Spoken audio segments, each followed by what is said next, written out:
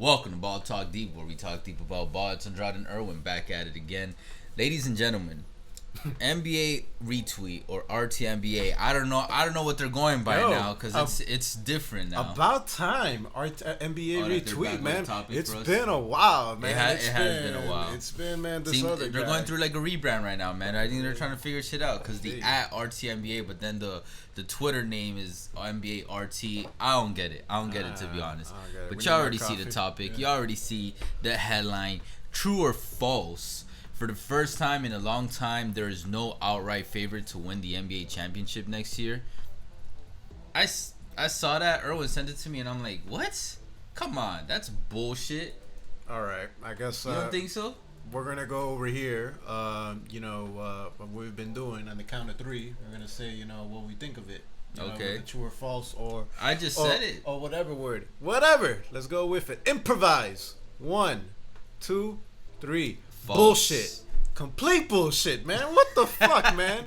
I'm like, come on, man. It's been a good few years the Nets, that we have not had a outright favorite. The Nets would like to have a conversation with you. The retirement home that is known as the Los Angeles Lakers would like to have a conversation with you. Some other teams in the East and in the West would like a conversation. So you're saying that there is an outright favorite this year? The Nets. Come on, man. No, I'm saying false. Where it's not the first time in a long time. I think it's been at least 2 years that we have not had an outright favorite. Ever since the Warriors disbanded after 2019's public humiliation. They were injured. No, they were injured. But to the Raptors. That was like a handicap. Like a big ass handicap. But it was humiliating because, they had so many A1 players on that squad. Mm-hmm. Yeah. I don't think we've had necessarily a favorite. Like, going into 2020... with 19 to 2020, I wouldn't necessarily call the Lakers a favorite. Nah, they're a really good team. Kind of, but if anything, it was the Clippers that was kind of viewed the favorite that year. But there was no outright favorite like there had been during the Warriors dynasty, during the Heatles era. Yeah. Like that whole 2010s era, like decade, it was like, okay, you already knew there's a 80% chance that team is gonna make it to the finals. More like a 95% chance. I was trying to be conservative. We're not even the Heatles. I'm like, bro, doesn't put it into consideration when you're saying with the Warriors. You brought this up earlier. Even when they had injuries to KD and Clay, they still made it to the finals. No, that's true. That's true. Shit, and just so you guys know, when I'm talking about the Heatles and the Golden State Warriors, it literally goes 2011 to 2014.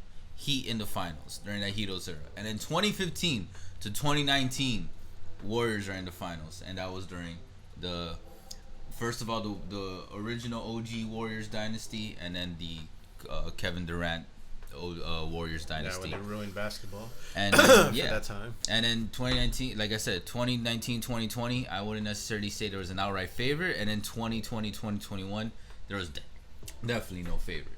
Yeah, definitely no, obviously not. The Lakers were aging. Yeah. They couldn't shoot for the shit. The Heat were fucking getting dissed by everybody.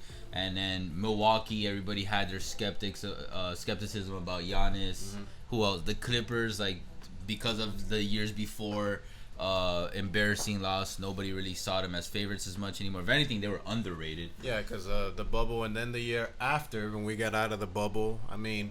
PG said, I'm back. You saw what happened, He's like Jordan, I'm back. Yeah, man. It's like pandemic, gone. Playoff P, back. Which brings some excitement back to basketball. And come on, man. Look who is the defending champions to open up the season? The Milwaukee Bucks, man. Is that a super team? Nah. Come on, man. No, it's not. No disrespect, but I'm like, that is by no means a super team. Yeah, but that's why I'm kind of... When you're saying, like, this year you think there's an outright favorite, I disagree. Like, the Nets. But the injuries are too big of a cloud over them that I can't call them favorite. Do I think they can be favorites? Yes, but last year I thought, okay, maybe they could be the favorites, but everybody kept saying injuries, and then I was like, maybe they'll work it out, and we saw, assuming they're healthy, who the fuck is... But we can't assume. Let's assume. Because every single year, especially as the older I get, the more I realize, damn, injuries come into play every single fucking year. Yeah, but I mean, I think they're gonna do the best they possibly can. Load management in the regular season to be healthy in the playoffs, and if they're healthy in the playoffs, I think they're gonna. Nobody is beating them. Nah, nobody is beating them. I agree nobody's to an extent. Now, I think in the East there's two. There's Bucks, and there's Nets. But then I throw the Heat into that water. That's at the second tier. And yeah, definitely. I want to say Sixers, but I don't, because there's too much turmoil inside that organization right now. I don't even know no more what the fuck is gonna go on with them. Am I missing anybody in the East off the top? I know some people are gonna say Celtics, but they've been too inconsistent. Maybe the Hawks will take a step forward. I mean, they did make the conference finals. Okay, yeah, the Hawks, that young core. But at the same time, like I said, it's a young core, so I'm still skeptical about, like, okay, is that gonna play out to the next year? It can. Well, it can. And look, it's another year of Trae Young. It's another year of John Collins. Yeah. What you got to take in consideration as well is they did not have DeAndre Hunter for the majority of the playoffs. That's a key factor as well. Why the run was so nice. They have another guy as well. Fuck, I forgot his name. He's like a draft pick or something. Duke or I don't know. Duke of Wellington. No. He played for Duke. I forgot. Forgot his name. Hawks fans, if one of you guys are watching that, you probably know who I'm talking about. In the West, come on, there's no favorite in the West because Lakers are too aging, and then you got I think the Nuggets, the Jazz, the Clippers, all have a similar chance. The Suns, that's already 5 off the top. I mean, you don't know what the fuck Luka's gonna do. I mean, maybe the Mavs do a midseason trade. I think the best thing for the Mavs is to do a midseason trade at some point. If the Lakers are healthy, and they can find some fucking shooting, they're the favorite. I think the Lakers may surprise some people because I think some people are really, really skeptical and overcritical of the age of that team, but. Guys, it's either with age comes great wisdom, great experience, and that's true, man. But ask intelligence. We've seen this movie happen before with the Lakers back when they acquired Dwight Howard when he was still in his prime. When they acquired Steve Nash, and man, that shit went down that was really ugly. It's either gonna go really well. Or it's gonna go really bad. I'm like, no shit. I compare it more to the 04 Lakers because remember they had like a mini super team. Oh yeah, Gary Payton, Karl Malone, all Shaq and Kobe, stuff. And then that also didn't work out.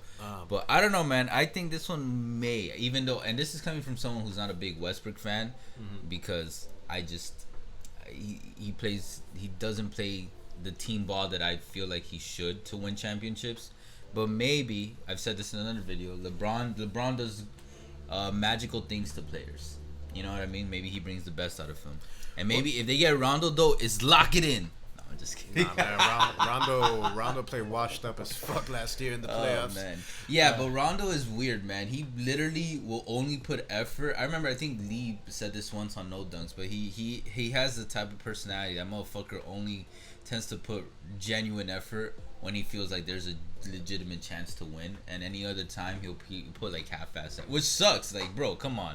But I kind of get it. Still a Hall of Famer though. But anyways, guys, I sent you that tweet. Like, if Rondo wins the second championship, KG, man, KG's gonna brush him out of the photo. Yeah, man, KG, man, I think you gotta see a therapist or something, bro. It's been a decade. 13 years, dude. I'm like, what is happening? The same thing I tell a Celtics fan. Let that 13 years. Yeah, 13. I'm talking about since Ray Allen left, because that's that's about to be a decade, bro. Oh yeah, about a decade. 2012. I'm like, come bro, on, man, that's 10 years. Let that shit go, man. I'm like, I'm like, what the fuck? You're getting older, like you don't want that shit affecting your heart and your cholesterol. I'm like, look, I understand, but what the you're acting like, you know, he fucked your mom or something, man. I'm like, chill. I'm like, no, facts though, facts. Fuck, man. But anyways, maybe BTD helps bring the Celtics, the 08 Celtics together. Man. If we ever make KD, you know, he's probably gonna be KG or KD. KG. My bad. I don't know why I'm saying KD. He's gonna say a big fuck you. I'm like, or just whatever. I would like to meet either or though. Yeah, either or. I'll take that. Rather KD. Yeah. I think that KD I will fuck with him more. Speaking of KD, that Boys Crew video coming soon, guys. But anyways, guys, let us know what you guys think. Do you guys agree with what do you guys think? True, false? You really don't care? If so, when do you think we haven't had an outright favorite, or do you think it's true that this is the first year? I don't think this is the first in a long time. What the fuck? The Nets would like to have a conversation with you. This is the third year we don't have an outright favorite in my Nets, opinion. Lakers would like to have a conversation with you. But either way, appreciate all the love and the hate. You guys already know. Facebook, Twitter, TikTok, all podcast streaming platforms.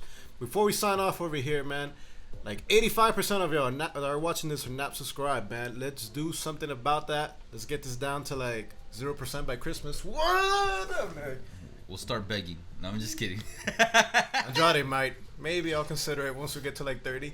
But either way, catch you guys soon for now. Later. Take care.